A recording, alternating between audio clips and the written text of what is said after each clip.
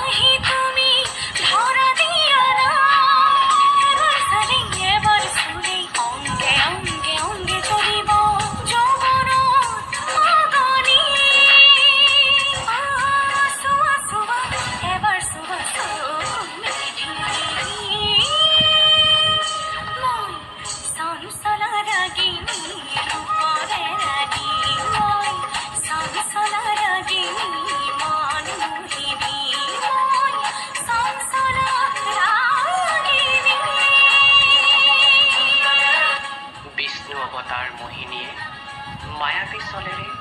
অসুৰক সাধাৰণ দ্ৰব্য প্ৰাণ কৰোৱাৰ পৰিৱৰ্তে দেৱতা অমৃত প্ৰাণ কৰালে আৰু এনেদৰেই যুগ যুগান্তৰ ধৰি অমৰ হৈ ৰ'ল স্বৰ্গৰ দেৱতাসকল।